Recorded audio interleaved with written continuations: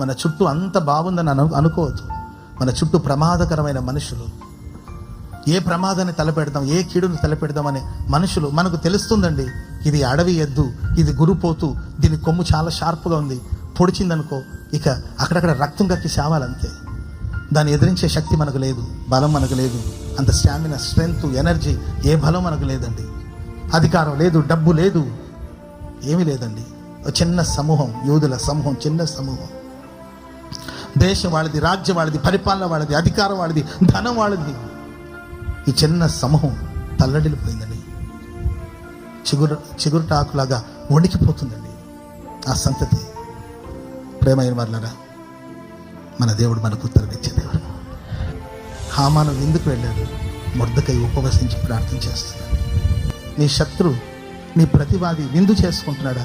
నువ్వు ప్రార్థన చేసుకుని విందు చేసుకునండి. విందు ముగించే లోపల ముఖానికి ముసుకేశారండి. విందు ముగించే లోపల ముఖానికి ముసుకేశారు.